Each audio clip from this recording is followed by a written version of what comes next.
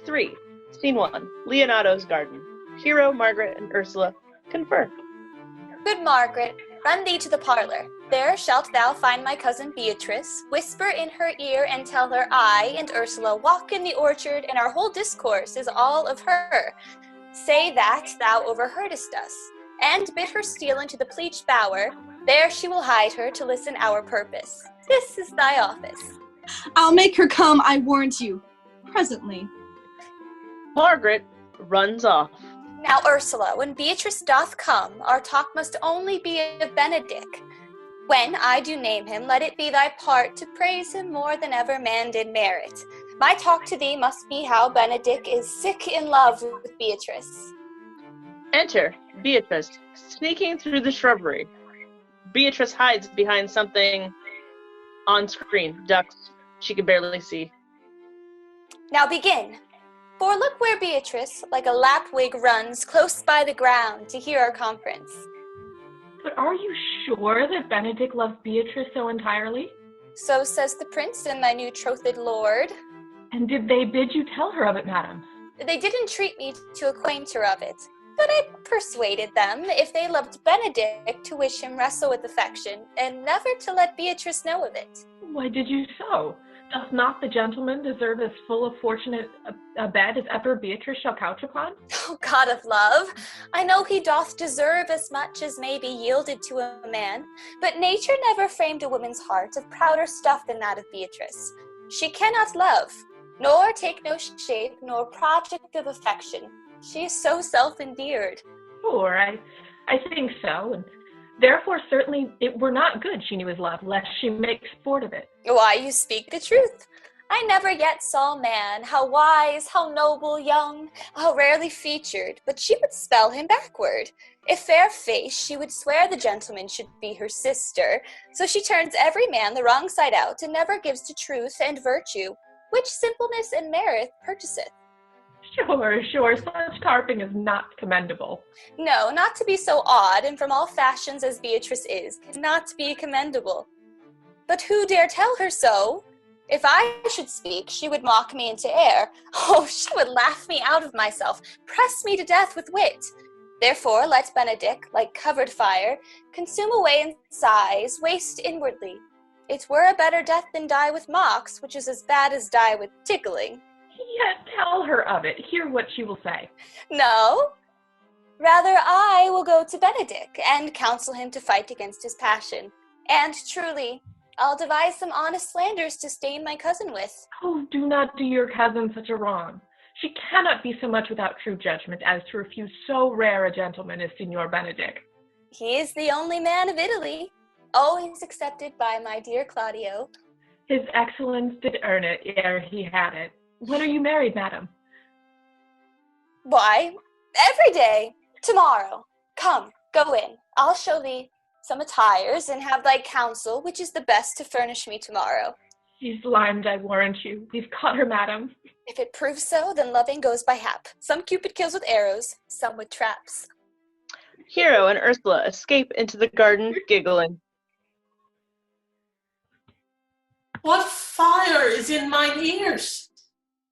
Can this be true? Stand I condemned for pride and scorn so much? Contempt, farewell, and maiden pride, adieu. No glory lives behind the back of such, and Benedick, love on. I will requite thee, taming my wild heart to thy loving hand.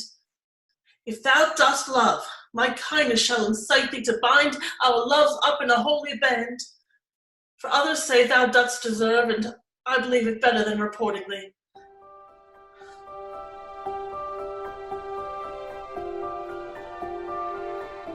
Scene 2, a room in Leonato's house. Claudio, Don Pedro, Leonato prepare for the wedding. Benedict enters aloof. I do but stay till your marriage be consummate, and then I go towards Aragon. I'll bring you thither, my lord, if you'll vouchsafe me. Nay, that would be as great a soil in the new gloss of your marriage as to show a child his new coat and forbid him to wear it. Gallants, I am not as I have been. So say I. Methinks you are sadder. Hope he be in love. Hang him, truant. There's no true drop of blood in him to be truly touched with love. I have the toothache. Draw it. Hang it. No, you must hang it first and draw it afterwards. What? Sigh for the toothache. Yet, say I, he is in love. There is no appearance of fancy in him, unless it be a fancy that he hath strange disguises. That's as much to say the sweet youth's in love. The greatest note of it is his melancholy. And when he was wont to wash his face? Yea, or to paint himself, for the which I hear what they say of him. Nay, but I know who loves him. That would I know too, I warrant, one that knows him not. Yet is this no charm for the toothache. Old Signor, walk aside with me. I have studied 8 or 9 wise words to speak to you, which these hobby horses much not hear. Benedict and Leonato leave together. For my life to break with him about Beatrice. 'Tis even so. Hero and Margaret have by this played their parts with Beatrice, and then the 2 bears will not bite one another when they meet. Enter Don John, sneakily. My lord and brother, God save you. Good den, brother. If your leisure served, I would speak with you. In private? If it please you, yet Count Claudio may hear, for what I would speak of concerns him. What's the matter? Count, means your lordship to be married tomorrow? You know he does. I know not that, when he knows what I know. If there be any impediment, I pray you discover it. You may think I love you not. Let that appear hereafter, and aim better at me by that I now will manifest. For my brother, I think he holds you well, and in dearness of heart hath hoped to effect your ensuing marriage, surely suit ill spent and labor ill bestowed. Why? What's the matter? I came hither to tell you, and circumstances shortened, for she has been too long a talking of the lady is disloyal. Who, Hero? Even she, Leonato's hero, your hero, every man's hero. Disloyal? The word is too good to paint out her wickedness. I could say she were worse. Think you of a worse title, and I will fit her to it. Wonder not till further warrant. Go but with me tonight, and you shall see her chamber window entered, even the night before her wedding day. If you love her then, tomorrow wed her, but it would be better fit your honor to change your mind. May this be so? I will not think it. If you dare not trust that you see, confess not that you know. If you will follow me, I will show you enough, and when you have seen more and heard more, proceed accordingly. If I see anything tonight, why I should not marry her tomorrow in the congregation, where I should wed, there will I shame her. And as I wooed for thee to obtain her, I will join with thee to disgrace her. I will disparage her no farther till you are my witnesses. Bear it coldly, but till midnight, and let the issue show itself. O day untowardly turned! Oh, mischief strangely thwarting. Oh, plague right well prevented, so you will say when you have seen the sequel.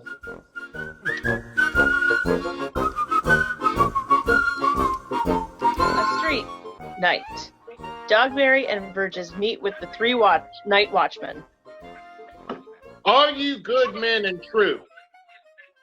Yea, or else it were pity, but they should suffer salvation, body, and soul.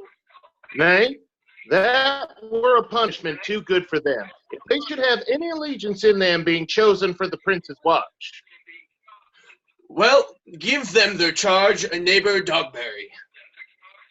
First, who think the most desertless men to be constable? Hugh Oatcake, sir, or George Seacole, for they can read and write. Come hither, neighbor Seacole. God hath blessed you with a good name. To be a well-favored man is the gift of fortune, but to write and read comes by nature. Both which, Master Constable? You have? I knew it would be your answer. You were thought to be the most senseless and fit man for the constable of the watch. Therefore, Bear you the lantern. This is your charge.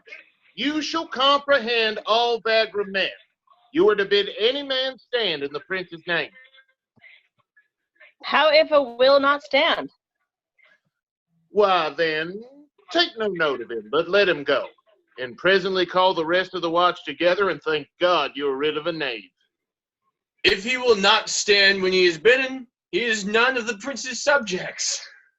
True, and they are to meddle with none but the prince's subjects. You shall make no noise in the streets, for the watch to babble and to talk is most tolerable and shall not be endured. Oh, we would rather sleep than talk. We know it belongs to a watch. You speak like an ancient and most quiet watchman, for I cannot see how sleeping should offend. Only have care that your bills not be stolen. Well, you are to call all the alehouses and bid those that are drunk, get them to bed. How if they will not? Why, then let them alone till they are sober.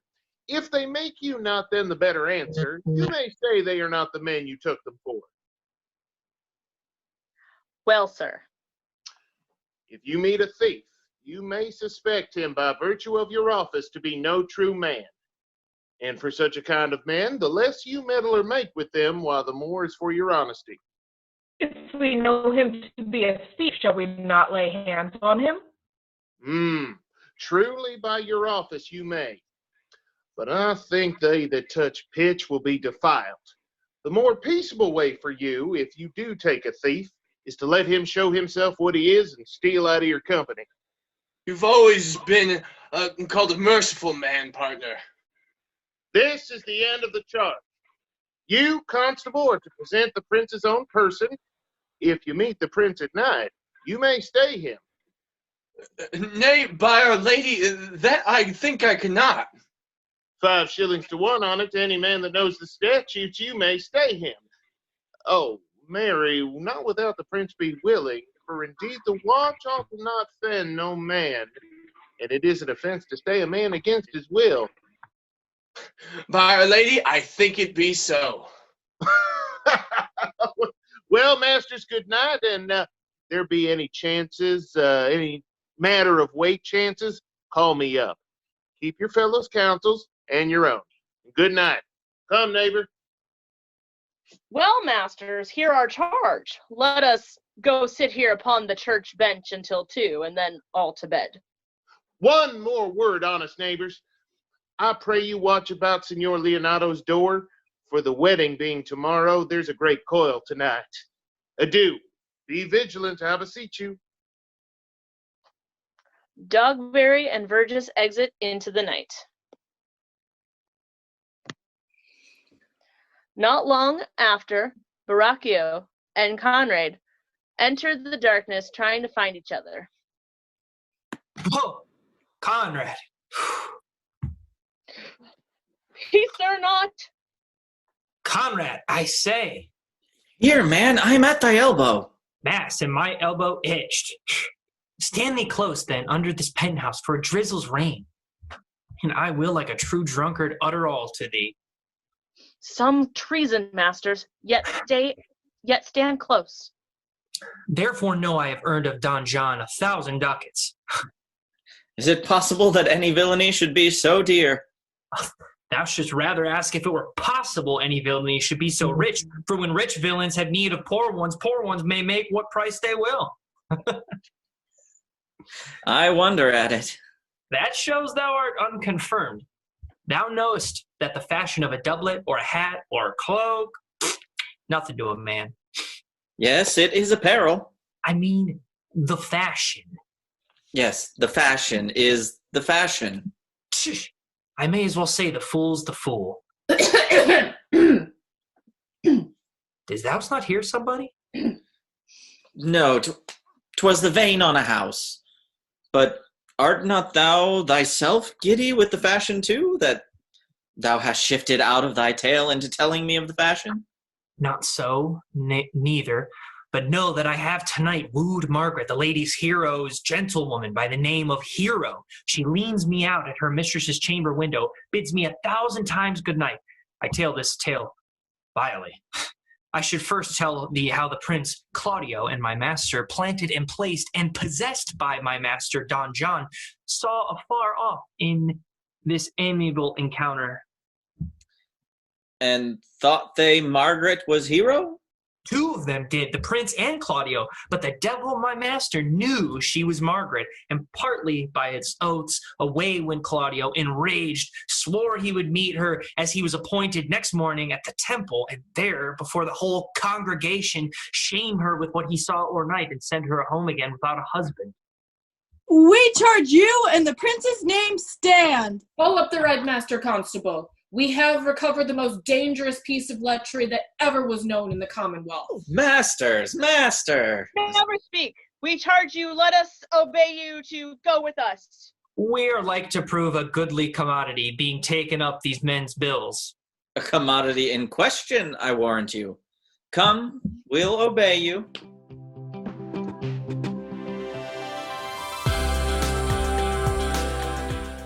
Scene 4. Hero's apartment. Hero, Margaret, and Ursula prepare for Hero's wedding. Good Ursula, wake my cousin Beatrice and desire her to rise. I will, lady. And bid her come hither. Well. Ursula exits.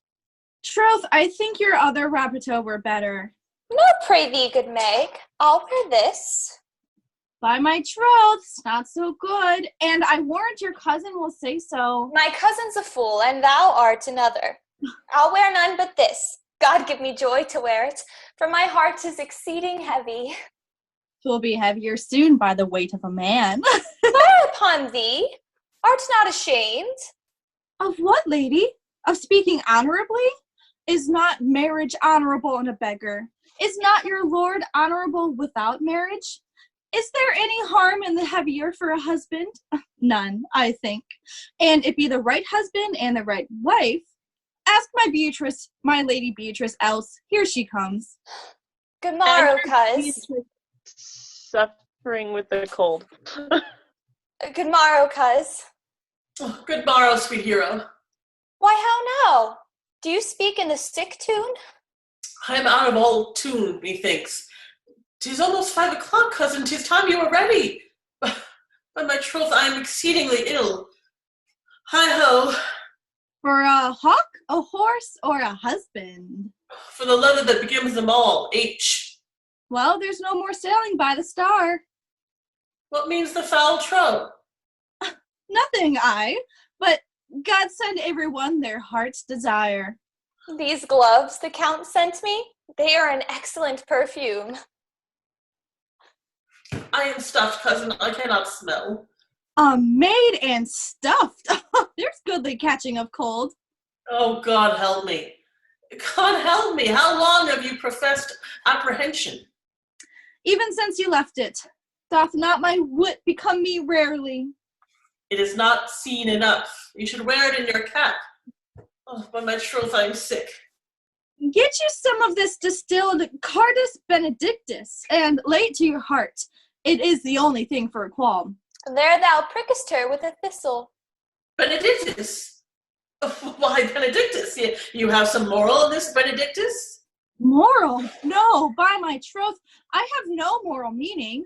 I meant plain holy thistle. You may think perchance that I think you are in love. Nay, by our lady, I am not such a fool to think what I list, nor I list not to think what I can, nor, indeed, I cannot think. Yet Benedick was such another, and now he has become a man. He swore he would never marry, and yet now, in despite of his heart, he eats his meat without grudging. And how you may be converted, I know not, but methinks you look as your eyes as other women do. What pace is this that thy tongue keeps? Not a false gallop. Ursula returns. Madam, withdraw. All the gallants of town are come to fetch you to church. Help me dress, good cuz, good Meg, good Ursula.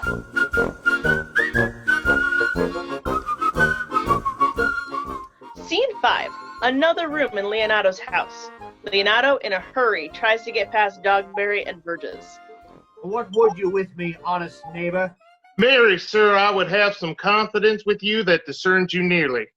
Brief, I pray you, for you see it is a busy time with me. Marry, this is it, sir. Yes, in truth it is, sir. What is it, my good friends? Goodman Burgess, sir, speaks a little off the matter, an old man, sir, and his wits are not so blunt as God help I would desire they were, but in faith, honest as the skin between his brows.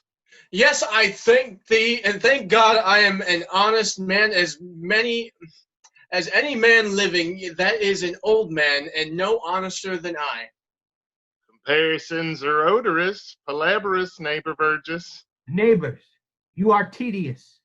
It pleases your worship to say so, but we are the poor duke's officers. But truly, for mine own part, if I were as tedious as a king, I could find it in my heart to bestow it to all of your worship. I would fain know what you have to say. Marry, sir, our watch tonight, accepting your worship's presence, had taken up a couple of errant knaves, as any in Messina. A good old man, sir. He will be talking, as they say, when the age is in and the wit is out. God help us. It is a world to see. Well said, in faith, neighbor Burgess. Well, God's a good man, and two men ride a horse, one must ride behind. Indeed, neighbor, he comes too short of you. Gifts that God gives. I must leave you. One word, sir. Our watch, sir, have indeed comprehended two auspicious persons, and we would have them this morning examined before your worship. Take their examination yourself and bring it me. I am now in great haste, as it may appear unto you. It shall suffigance. Drink some wine ere you go. Fare you well. A messenger enters. My lord, they stay for you to give your daughter to her husband. I'll wait upon them. I am ready.